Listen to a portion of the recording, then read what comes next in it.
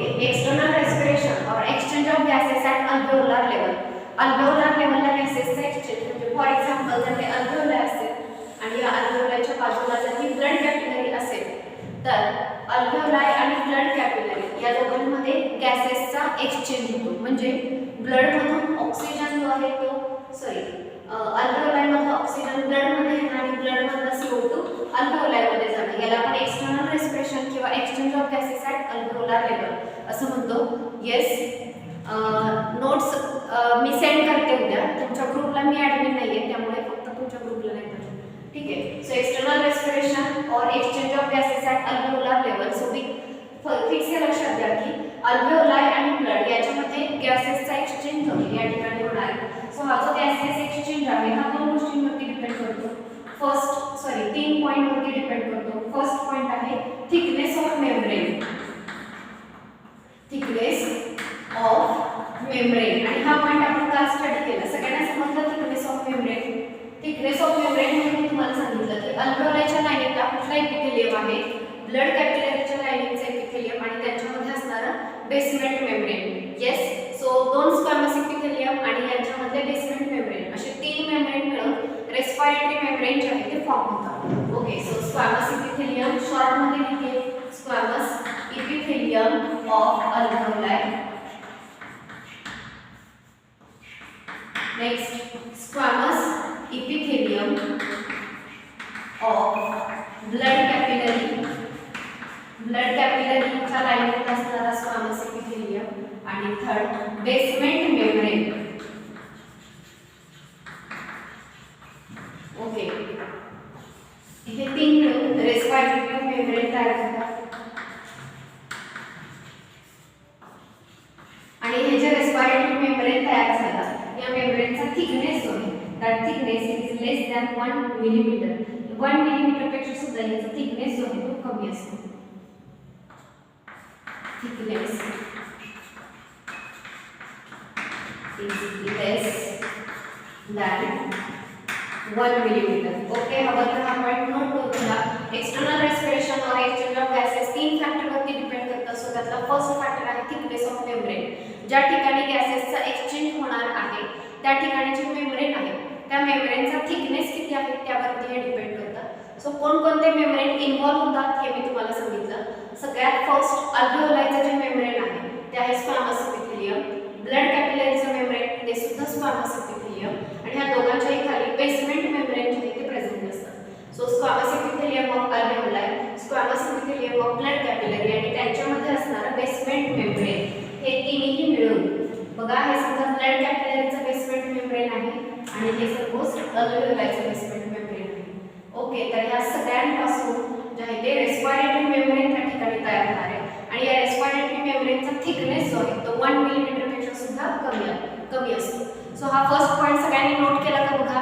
केला असेल तर मी हा रफ करते आणि सेकंड पॉइंट तुम्हाला सांगणार.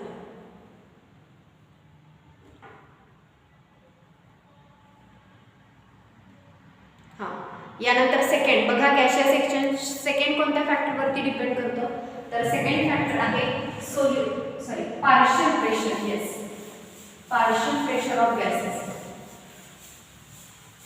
हा पॉइंट व्यवस्थित घेऊन घ्या. काल घेतले काही पॉइंट सांगायचे ठेवलेले. So next second point is partial pressure of gases. So गॅसेसच्या पार्शियल प्रेशरवरती सुद्धा गॅसेसचा एक्सचेंज जो आहे तो डिपेंड करतो. So first of all partial pressure म्हणजे काय बघा. Pressure contributed bye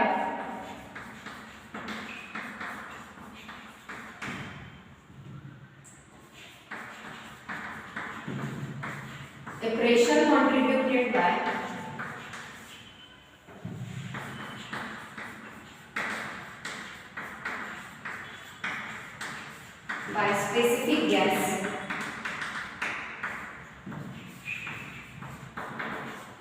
in mixture of gases. गॅसेसच्या मिक्सचर मध्ये पर्टिक्युलर एका गॅसने किती प्रेशर कॉन्ट्रीब्यूट केले त्या प्रेशरला partial pressure of that gas असं म्हटलं जातं. सो आता partial pressure of oxygen oxygen आणि partial pressure of carbon dioxide. हे दोन पार्शियल प्रेशर या ठिकाणी इम्पॉर्टंट आहे. सो त्याचा मी एक चार्ट देते तुम्हाला लिहून. हा चार्ट व्यवस्थित लक्षात ठेवायचा आहे. याच्याही वरती नीटला क्वेश्चन विचारले जातात. सो बघा,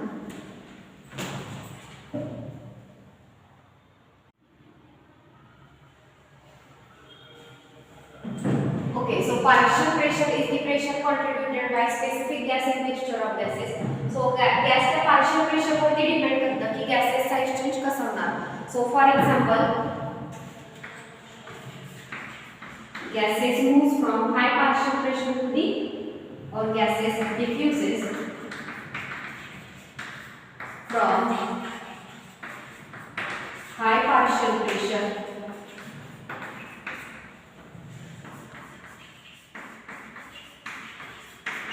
to the low partial pressure.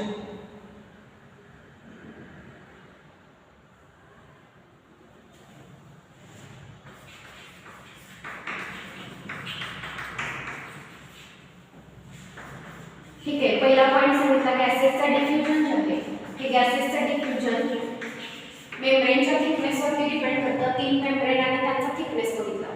Second point आहे की गॅसेसचं जे डिफ्युजन आहे हे त्या गॅसच्या पार्शियल प्रेशर वरती सुद्धा डिपेंड करतात. सो पार्शियल प्रेशर म्हणजे काय, तर पर्टिक्युलर त्या गॅसने मिक्सचर ऑफ गॅसेस मध्ये जे प्रेशर कॉन्ट्रीब्यूट केले, म्हणजे फॉर एक्झाम्पल एअर मध्ये ऑक्सिजन, CO2, नायट्रोजन वेगवेगळे गॅसेस आहेत. तर यापैकी पार्शियल प्रेशर ऑफ ऑक्सिजन म्हणजे त्या मिक्सचर मध्ये पर्टिक्युलर ऑक्सिजनचं किती प्रेशर आहे हे सांगणं, याला पार्शियल प्रेशर ऑफ ऑक्सिजन असं म्हटलं जातं.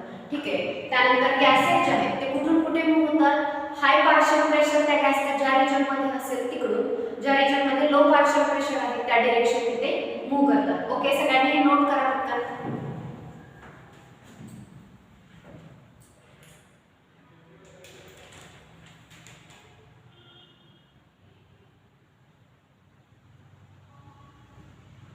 Okay, very good Sakshi. Yes, next. मग आता पार्शियल प्रेशरचा चार्ट कसा आहे बघा. म्हणजे आपल्याला जर पार्शियल प्रेशर माहिती असेल तर आपल्याला समजतं की कोणता गॅस कुठून कुठे मूव्ह करणार आहे. सो यासाठी चार्ट आहे. रेस्पिरेटरी गॅसेस, मे स्टेट बोर्ड मध्ये हा चार्ट नाही. आणि त्यानंतर partial pressure of oxygen and partial pressure of carbon dioxide. हे जे पार्शियल प्रेशर आहे याचे युनिट जे आहे ते mmHg असं आहे. Partial pressure is expressed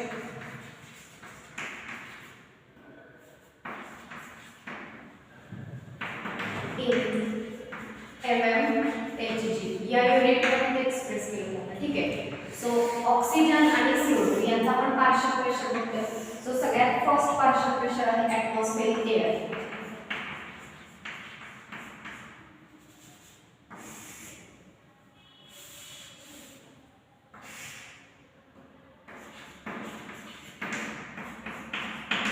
okay, atmospheric air. त्यानंतर नेक्स्ट आहे अल्व्हेओलार. ओके, त्यानंतर नेक्स्ट ऑफ ब्लड.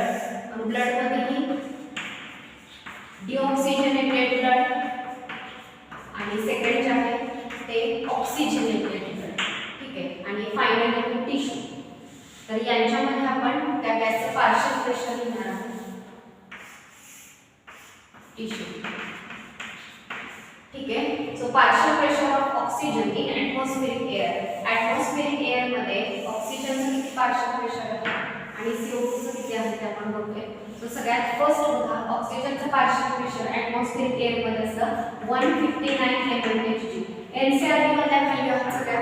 ह्याच व्हॅल्यू तुम्हाला व्यवस्थित लक्षात ठेवायच्या. 159 mmHg. अल्कोहोल आहे 104.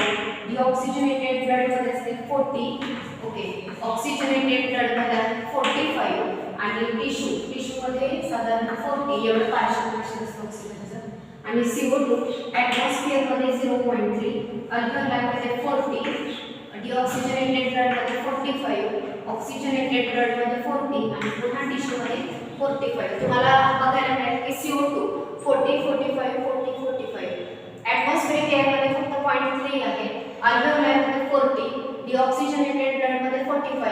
ऑक्सिजनेटेड ब्लड मध्ये 40 आणि टिश्यू मध्ये 45. ओके, सगळ्यांनी फक्त पहिल्यांदा हा चार्ट नोट करा.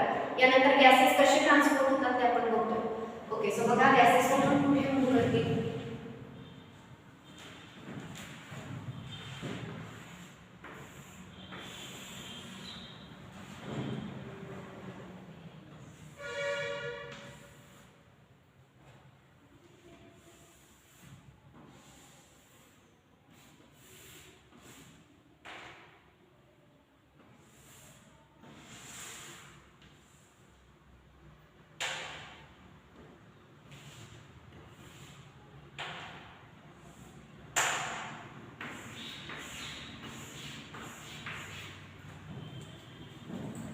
ठीक आहे, सगळ्यांचं चार्ट क्लीन झालं का?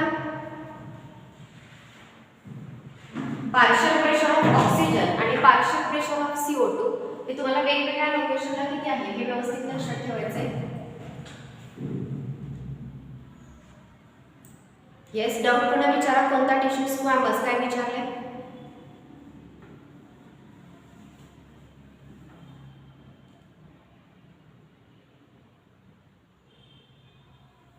ओके, सो बघा ही सेकंडची डायग्राम ड्रॉ केलेली हे सगळ्यांनी चेक करा.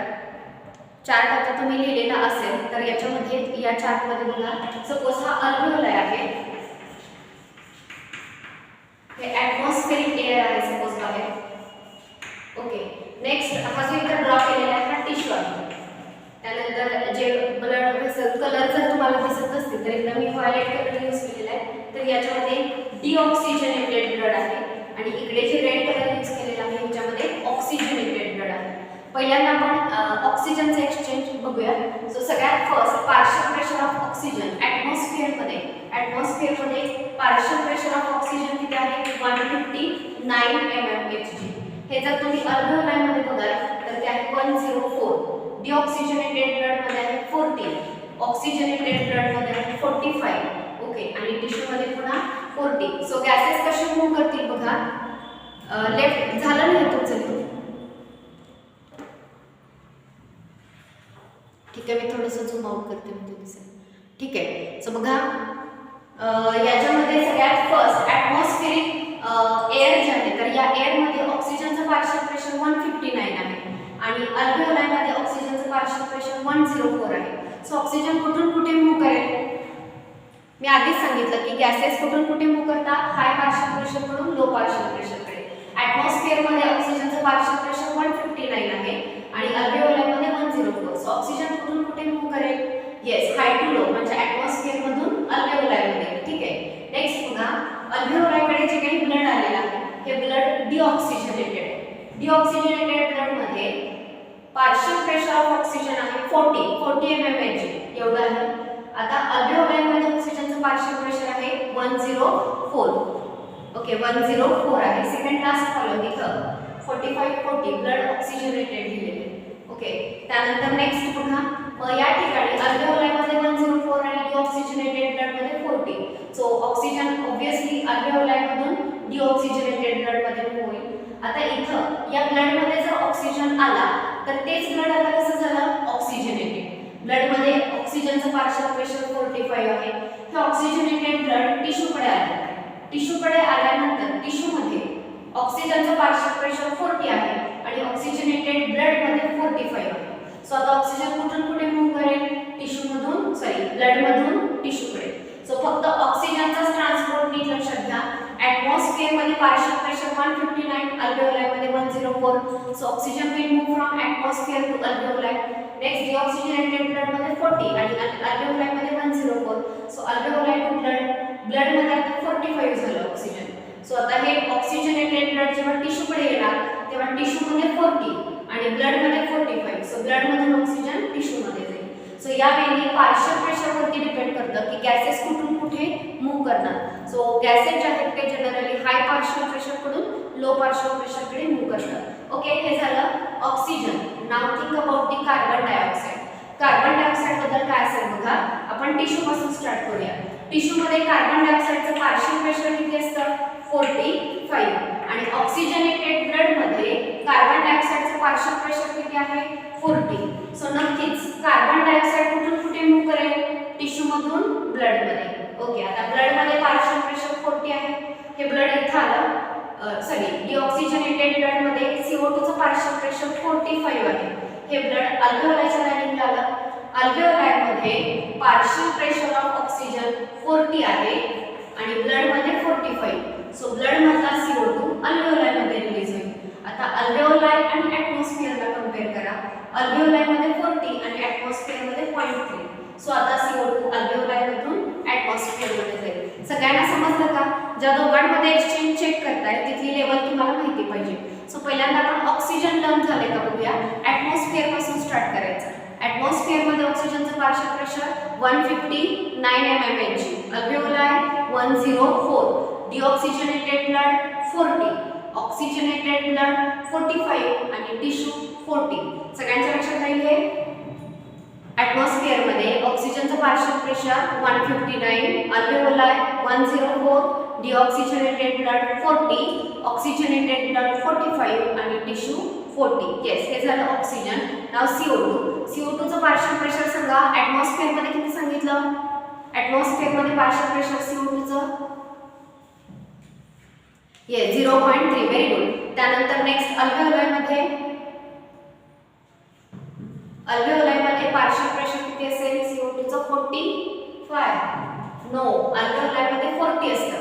अल्व्हेओलाय मध्ये 40, डिऑक्सिजनेटेड ब्लड मध्ये deoxygenated blood 45. Very good. Oxygenated blood 40. Yes. Tissue मध्ये किती असणार?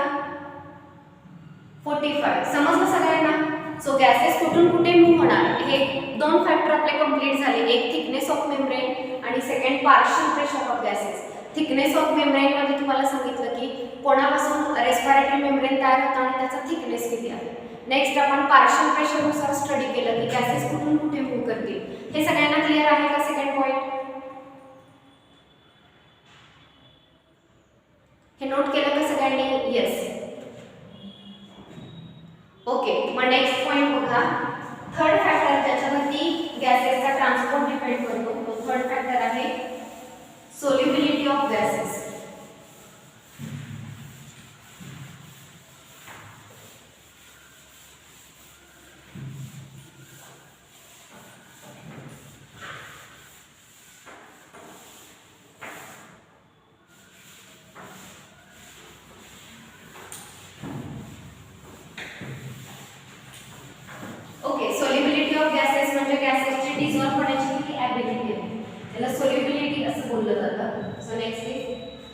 Solubility of gases.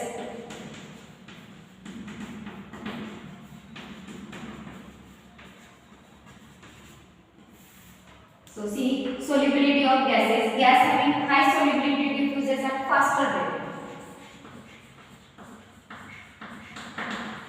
Gas having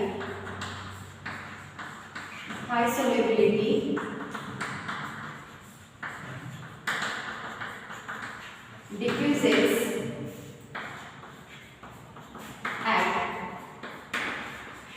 faster rate. ज्या गॅसची सोल्युबिलिटी जास्त त्याचं डिफ्युजन सुद्धा फास्ट होतं.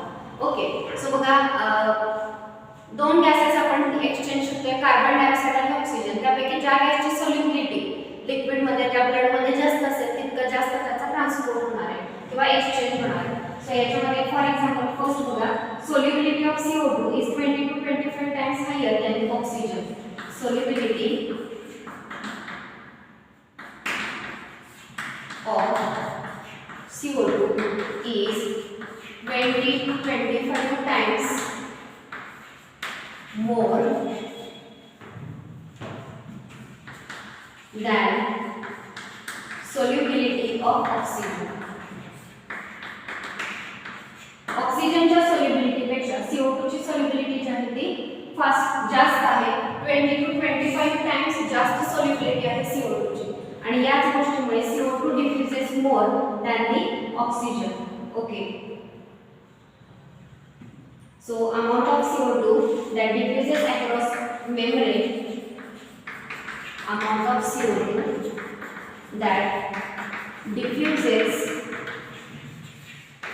across membrane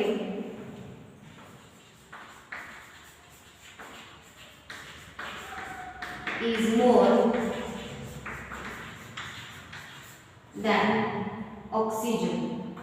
okay, so CO2 ची सॉल्युबिलिटी जास्त आहे ऑक्सिजन पेक्षा, जवळपास 20 to 25 टाइम्स जास्त आहे. त्यामुळे amount of CO2 that diffuses across the membrane is also more than the amount of oxygen. Oxygen पेक्षा जास्तीत जास्त CO2 जो आहे तो त्या मेम्ब्रेन मधून डिफ्यूज होतो. So this is about the external respiration और exchange of gases at alveolar level. So alveolar लेवलला जो गॅसेसचा एक्सचेंज आहे तो मेनली या 3 फॅक्टरवरती डिपेंड करतो: thickness of membrane, partial pressure of gases and solubility of gases. So तिन्ही फॅक्टर्स आपले झालेले आहेत. याच्यामध्ये चार्ट आणि एक्स्ट्राचे पॉईंट जे काही गरजेचे आहेत हे दिलेले आहेत. सगळ्यांना समजलं का? हा पॉईंट समजला का? आपण मेकॅनिझम ऑफ रेस्पिरेशन स्टडी करतोय. रेस्पिरेशन मेकॅनिझम मध्ये 4 पॉईंट येतात किंवा 4 पार्ट येतात. त्याच्यामध्ये सगळ्यात फर्स्ट पार्ट होता ब्रीदिंग, ज्याच्यामध्ये आपण इन्स्पिरेशन आणि एक्सपिरेशन बघितलं. इन्स्पिरेशन मध्ये डायफ्राम, इंटरकोस्टल मसल आणि ॲब्डॉमिनल मसल यांचा रोल शिकला. त्यानंतर नेक्स्ट आपण बघितलं ब्रीदिंग नंतर नेक्स्ट आपण बघितलं एक्सटर्नल रेस्पिरेशन और एक्सचेंज ऑफ गॅसेस. प्रसाद, कुठून नाही समजलं तुला? हे नाही समजलं का सॉल्युबिलिटी?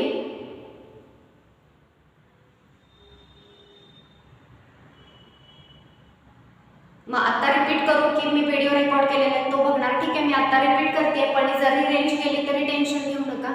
रेकॉर्डेड व्हिडिओ मी सेंड करेन. सॉल्युबिलिटी ऑफ गॅसेस, ज्या गॅसची सॉल्युबिलिटी जास्त आहे तो जास्त फास्ट डिफ्यूज होतो. सो आता आपण दोनच गॅसचा विचार करतोय, CO2 आणि ऑक्सिजन.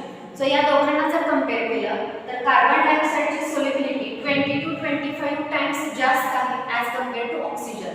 ऑक्सिजनपेक्षा जास्त सॉल्युबिलिटी CO2 ची आहे.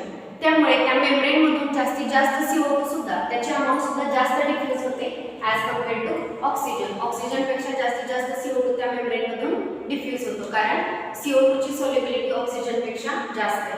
सो या वेळी हे 3 फॅक्टर आपण स्टडी केले: thickness of membrane, partial pressure of gases and solubility of gases. यानंतर आपला हा सेकंड पॉईंट झाला मेकॅनिझम ऑफ रेस्पिरेशन मध्ये. पहिला पॉईंट होता ब्रीदिंग, ज्यात आपण इन्स्पिरेशन एक्सपिरेशन स्टडी केलं, आणि सेकंड पॉईंट होता exchange of gases at alveolar level. ठीक आहे, अल्व्हेओलार लेवलला गॅसेसचा एक्सचेंज झाला म्हणजे अल्व्हेओलार लेवलला ब्लड मधून CO2 अल्व्हेओलार मध्ये गेला आणि अल्व्हेओलार मधलं ऑक्सिजन ब्लड मध्ये आलं. मात्र टिश्यू मधला CO2 तिथपर्यंत कसा पोहोचला? ओके, टिश्यू मधला CO2 जो आहे तो अल्व्हेओलार पर्यंत कसा पोहोचला, किंवा अल्व्हेओलार मधला ऑक्सिजन टिश्यू पर्यंत कसा पोहोचते, ब्लड मधून या गॅसेसचा ट्रान्सपोर्ट कसा केला जातो, हे आपण आता नेक्स्ट पॉइंट बघणार आहोत. पण तो पॉइंट स्टार्ट करण्याआधी ओके, ठीक आहे, नोट करा. पण तो पॉइंट स्टार्ट करण्याआधी रेस्पिरेटरी सिस्टीम मध्ये आपण जे गॅसेस इनहेल किंवा एक्सहेल करतोय तर त्या गॅसेसचं जे व्हॉल्यूम आहे ते मेजर करता येतं विथ हेल्प ऑफ स्पिरोमीटर. आणि हे जे गॅसेस आहेत तर त्या गॅसेसचे किती व्हॉल्यूम, म्हणजे नॉर्मल ब्रीथिंग करताना आपण किती एअर इनहेल करतो किंवा फोर्सफुल इन्स्पिरेशन एक्सपिरेशन करताना किती एअर इनहेल एक्सहेल करतो, त्याच्या व्हॅल्यूज आणि कॅपॅसिटीज या दोन्ही गोष्टी आपण या ठिकाणी स्टडी करणार आहोत. सगळ्यात इम्पॉर्टंट पॉईंट आहे, तुम्ही प्रिव्हियस इयर क्वेश्चन्स बघा, मॅक्झिमम क्वेश्चन तुम्हाला या व्हॉल्यूम आणि कॅपॅसिटीवरती विचारलेले पाहायला मिळतील. ओके, तर यात तुम्हाला लक्षात काय घ्यायचं आहे, प्रत्येक ठिकाणी डेफिनेशन आणि व्हॅल्यू दिलेली. सो तुम्हाला डेफिनेशन लक्षात ठेवायचे, व्हॅल्यू लक्षात ठेवायचे. यासाठी एक ग्राफच्या फॉर्मॅटमधली ट्रिक आहे, ती ट्रिक सुद्धा मी तुम्हाला सांगणार आहे, म्हणजे हे लक्षात ठेवायला तुम्हाला इझी जाईल. पण बाय हार्ट नक्कीच करायचं आहे आणि आत्ताच करा, तर पुढे तुम्हाला याचा फायदा होईल. ठीक आहे, झालं हे सगळ्यांचं नोट करून?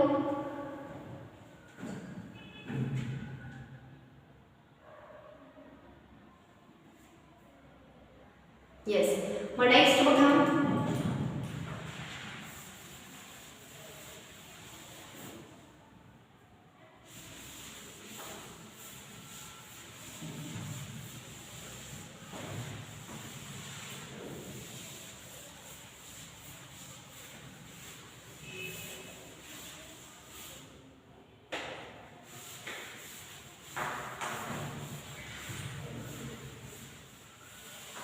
ओके.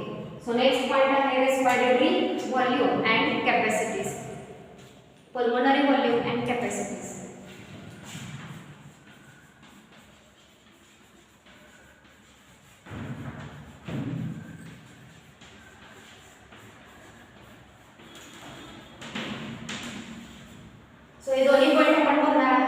पल्मोनरी व्हॉल्यूम किती आहेत आणि कॅपॅसिटीज किती आहेत हे दोन्ही आपण शिकणार आहोत. सो याच्यामध्ये सगळ्यात फर्स्ट आहे tidal volume.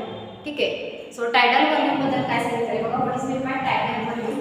So first thing, tidal volume याचा शॉर्ट फॉर्म आहे TV.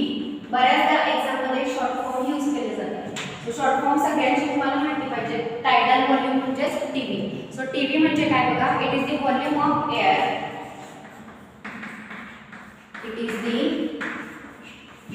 Volume of air inspired or expired during normal breathing. ठीक आहे. आता सगळे तुम्ही शांत एका जागी बसलेले आहे मोबाईल समोर. सो असं जेव्हा आपण रेस्ट कंडिशन मध्ये जेव्हा शांतपणे बसलेलो आहोत तेव्हा जे आपला ब्रीदिंगचा रेट आहे त्याला आपण नॉर्मल ब्रीदिंग असं म्हणतो. सो या नॉर्मल ब्रीदिंग मध्ये इथे आपण फोर्सफुली इनहेल एक्सेल करत नाही, नॉर्मली रेस्पायर करतो. तर याच्यामध्ये जेवढी एअर इनहेल केली जाते किंवा जेवढ्या अमाऊंटची एअर एक्सेल केली जाते त्या एअरला टायडल व्हॉल्यूम असं म्हटलं जातं. समजतंय का बघा. टायडल व्हॉल्यूम त्याचा शॉर्ट फॉर्म मी सांगितला टीव्ही. आणि टीव्हीचं मिनिंग काय.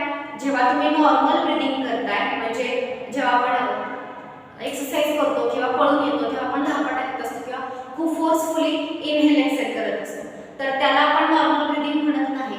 आता तुम्ही रिलॅक्स स्टेट मध्ये बसलेला आहात. या कंडिशन मध्ये जे ब्रीदिंग करताय असा रेट आहे की आपल्या लक्षातही येत नाही आपण ब्रीदिंग करतोय. ठीक आहे. सो हे जे नॉर्मल रेट आहे ब्रीदिंगचा, नॉर्मल ब्रीदिंग जे आहे त्या नॉर्मल ब्रीदिंग मध्ये जेवढी एअर व्हॉल्यूम इनहेल केली जाते किंवा एक्सेल केली जाते त्या एअर व्हॉल्यूमला टायडल व्हॉल्यूम असं म्हटलं जातं. आणि याची व्हॅल्यू जी आहे ती जवळपास 500 ml एवढी आहे.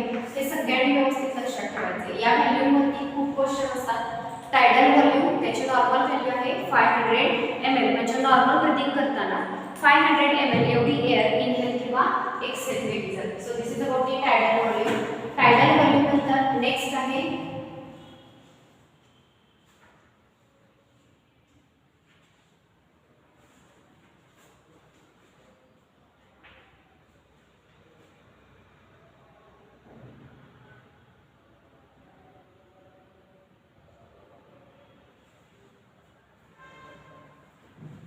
Okay.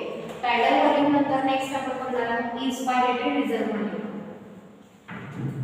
Next is inspiratory reserve volume.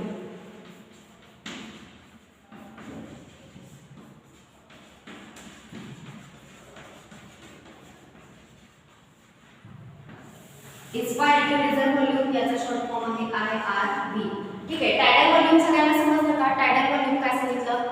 It is the volume of air inspired और expired during normal breathing.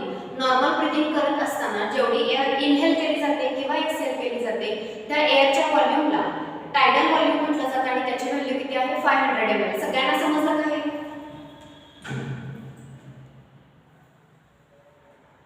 Yes. Next बघा इन्स्पायरेटरी रिझर्व व्हॉल्यूम. आता इन्स्पायरेटरी रिझर्व व्हॉल्यूम म्हणजे काय बघा. जेव्हा आपण फर्स्ट इन्स्पिरेशन करतो it is defined as additional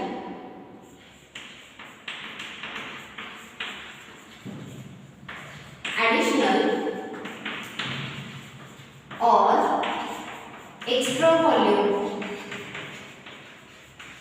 additional or extra volume of air,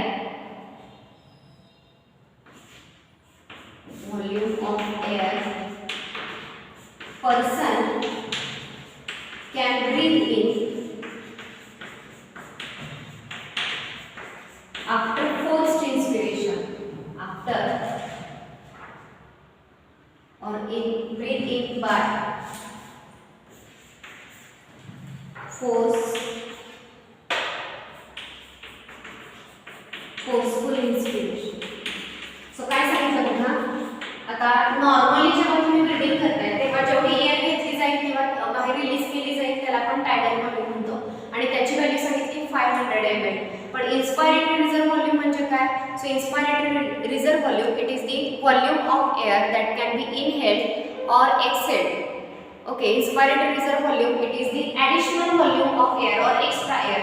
normally breathing करताना 500 ml आपण घेतोच पण जर आपण फोर्सफुल इनहेल केलं तर अजून एक्स्ट्रा एअर आपल्याला आतमध्ये घेता येते. 500 पेक्षा जास्त एअर आपल्याला आत घेता येते. सो ती जी ॲडिशनल एअर आपण बॉडीमध्ये इनहेल करतोय त्या ॲडिशनल अमाऊंटला इन्स्पायरेटरी रिझर्व व्हॉल्यूम असं म्हटलं जातं. सो पुन्हा एकदा रिपीट करते, तुम्ही लक्षात काय काय ठेवणार, इन्स्पायरेटरी रिझर्व व्हॉल्यूम शॉर्ट फॉर्म आहे IRV. आणि डेफिनेशन मध्ये लक्षात काय, इथे तुम्हाला मेन लक्षात ठेवायला लागेल नॉर्मल ब्रीदिंग. टायडल व्हॉल्यूम मध्ये नॉर्मल ब्रीदिंग करताना इनहेल किंवा एक्सेल दोन्ही पण आहे, जेवढी इनहेल होईल किंवा जेवढी एक्सेल होईल त्याला म्हणायचं टायडल व्हॉल्यूम. आणि इन्स्पायरेटरी रिझर्व व्हॉल्यूम कशाला म्हणायचं, तर additional extra volume of air person can breath in by forceful inspiration. इथं हे लक्षात ठेवायला लागेल की आपण फोर्सफुल इन्स्पिरेशन जर केलं तर या फोर्सफुल इन्स्पिरेशनमुळे एक्स्ट्रा एअर बॉडीमध्ये घेता येते आणि ती जी एक्स्ट्राची एअर आहे हिला म्हटलं जातं इन्स्पायरेटरी रिझर्व व्हॉल्यूम. आणि इन्स्पायरेटरी रिझर्व व्हॉल्यूम जी आहे त्याची व्हॅल्यू जवळपास 2500 to 3000 ml एवढी आहे. 2500 to 3000 ml ही जी आहे it is the normal value of inspiratory reserve volume. Inspiratory reserve व्हॉल्यूमची ही नॉर्मल व्हॅल्यू आहे 2500 to 3000 ml. दोन्ही डेफिनेशन समजून घ्या आणि फक्त लक्षात ठेवा, टायडल व्हॉल्यूम अमाउंट ऑफ और volume of air person can breath in और breath out during normal breathing and it is about 500 ml. आणि जर फोर्सफुल ब्रीथ इन केलं तर जेवढी घेता येते ती झाली इन्स्पायरेटरी रिझर्व व्हॉल्यूम. नोट केलं का सगळ्यांनी, लिहिलं काय सगळ्यांनी?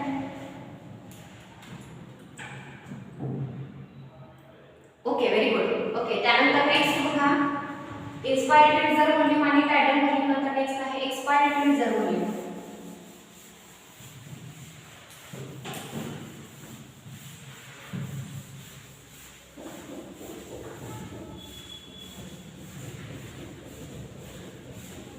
ओके, काही गोष्टी स्टेट बोर्ड मध्ये दिलेल्या नाहीत, एनसीईआरटी मध्ये दिलेल्या आहेत, तर ते एनसीईआरटी मध्ये कंटेंट सुद्धा मी या ठिकाणी ऍड केलेलं आहे. त्यामुळे तुम्हाला याचं टेन्शन घ्यायची गरज नाही किंवा एनसीईआरटी रेडी करण्याची गरज नाही. एवढं जरी प्रिपरेशन केलं तरी सफिशियंट आहे. नेक्स्ट आहे expiratory reserve volume.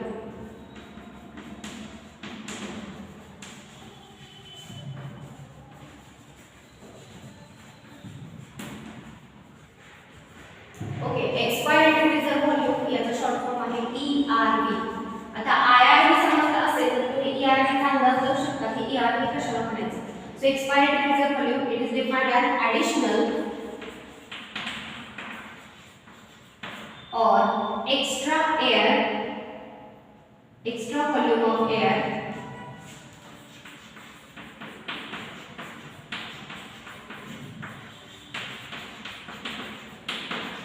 person can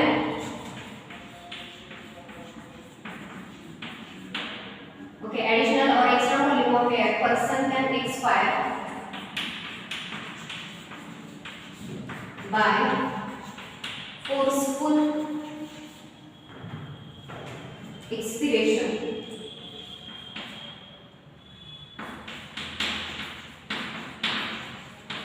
is called expiratory reserve volume.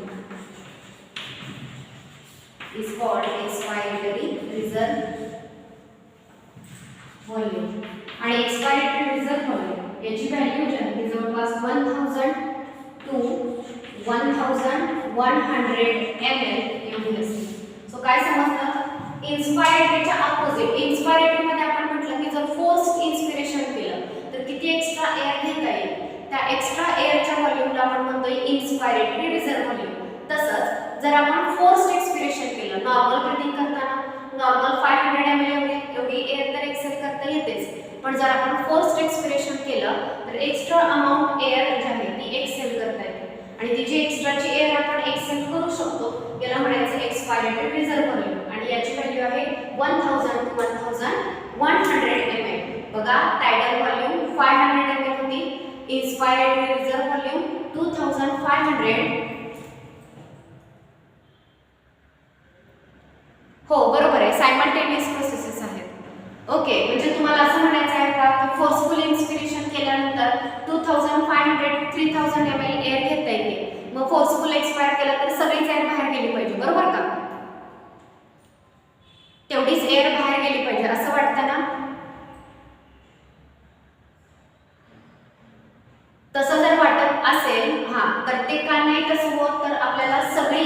Expire करता येत नाही, सगळी एअर बॉडीच्या बाहेर रिलीज करता येत नाही, थोडी अमाऊंट तरी एअर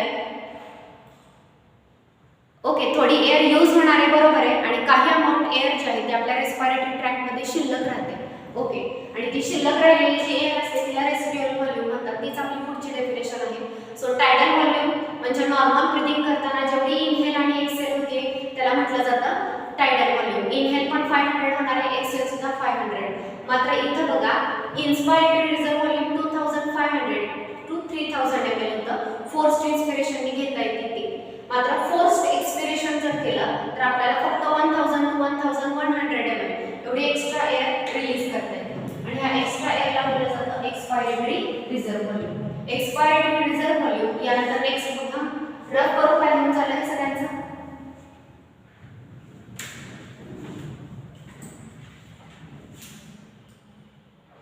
येस, यानंतर नेक्स्ट बघा रेसिड्युअल व्हॉल्यूम.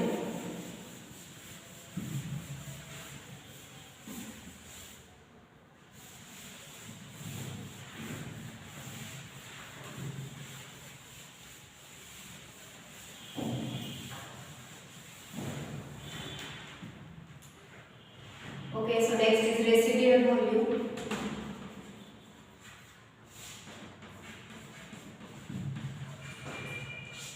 आणि याचा शॉर्ट फॉर्म आहे RV. ओके, सो RV म्हणजे काय बघा, volume of air remain in lung, volume of air remain in lung.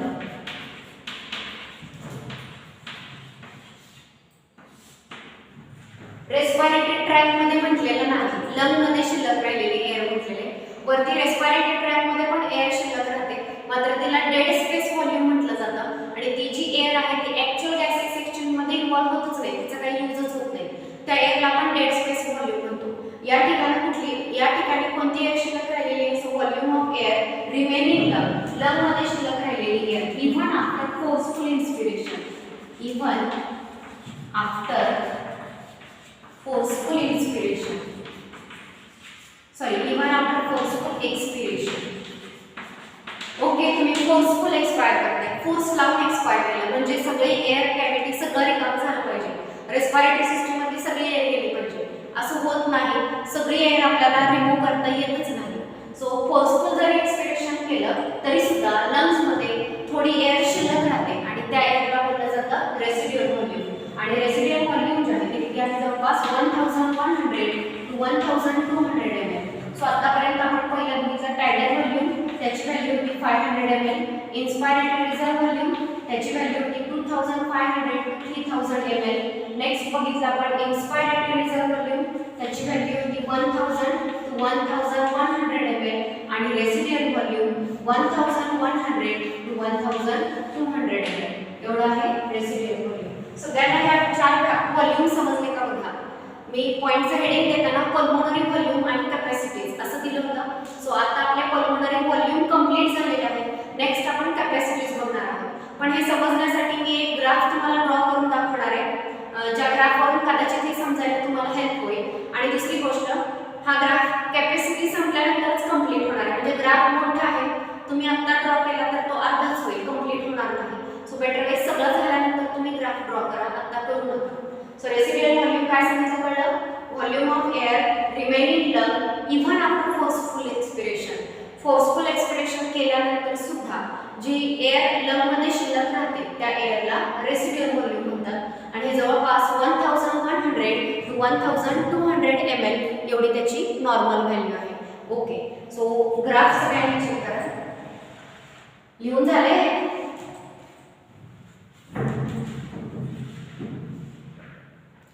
मी ज्या व्हॅल्यू दिलेल्या आहेत या NCERT मधल्या दिलेल्या आहेत, स्टेट बोर्ड मध्ये वेगळ्या आहेत. तुम्हाला जर नीटला क्वेश्चन विचारले तर तुम्हाला NCERT मधल्याच व्हॅल्यू फॉलो करायचे. जे नीटची एक्झाम देणार आहेत त्यांनी याच व्हॅल्यू आणि बोर्डला जरी दिलं तरी फार चुकणार नाही. ओके, सो झालं का रेसिड्युअल व्हॉल्यूम? येस. मग नेक्स्ट बघा,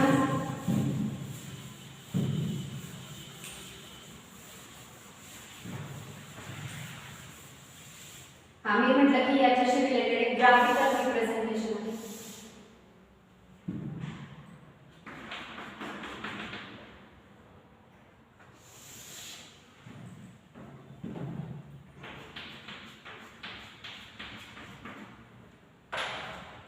ठीक आहे. सो सगळ्यात फर्स्ट टायडल व्हॉल्यूम. सो जेव्हा आपण नॉर्मल ब्रीथिंग करतोय तेव्हा जेवढी एअर इनहेल करतोय किंवा एक्सहेल करतोय एवढ्या व्हॉल्यूमला टायडल व्हॉल्यूम म्हटलं जातं.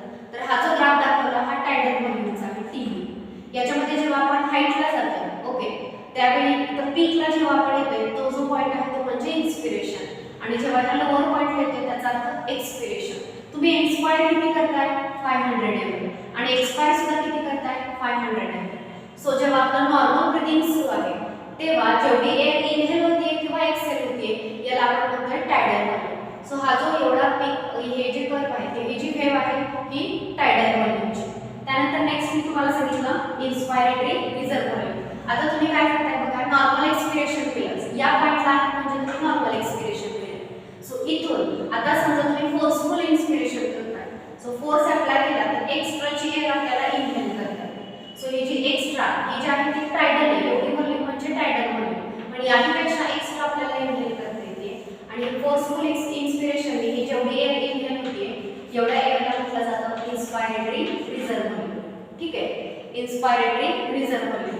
पुन्हा एकदा ह्या पॉइंटला आला म्हणजे तुम्ही एक्सपायर केला ओके. तर हे जे आहे हे नॉर्मल एक्सपिरेशन असेल बघा ही टीव्हीचीच रेंज आहे 500 एवढी एअर तुम्ही एक्सपायर केली.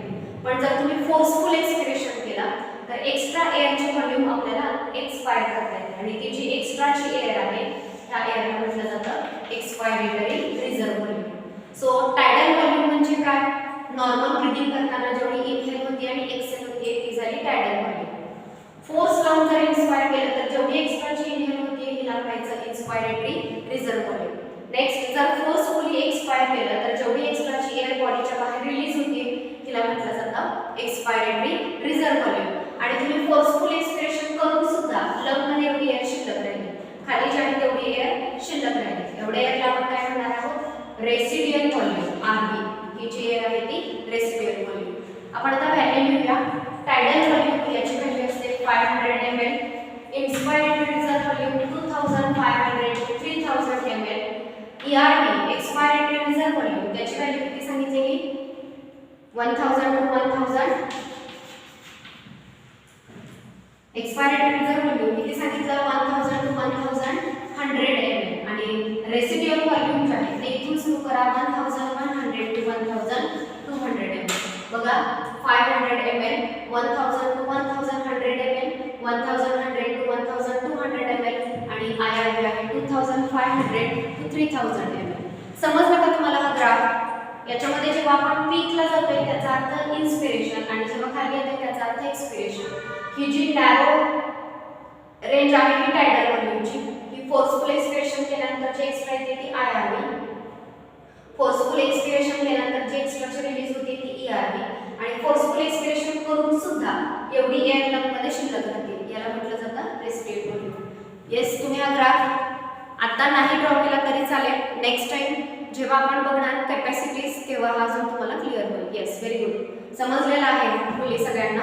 शॉर्ट फॉर्म डेफिनेशन आणि व्हॅल्यूज सगळ्यांनी आज हे लर्न करायचं ओके. यानंतर आहे कॅपॅसिटीज ओके. हे लक्षात घ्या की हे जे व्हॉल्यूम आता मी तुम्हाला शिकवले रेस्पिरेटरी व्हॉल्यूम हे स्पिरोमीटरने मेजर करता येतात. मात्र आता ज्या कॅपॅसिटी शिकवणार आहोत ते मेजर नाही करता येत. म्हणजे वेगवेगळ्या व्हॉल्यूमची ॲडिशन केली की आपल्याला कॅपॅसिटी कळते. सो कॅपॅसिटी मोजावी लागत नाही. हे व्हॉल्यूम जर आपण मोजलेले असतील तर याच्यावरून आपण कॅपॅसिटीज कॅल्क्युलेट करू शकतो. सो त्या ठिकाणी फॉर्म्युला आहे कॅल्क्युलेशनसाठी. सो ते बघतोय.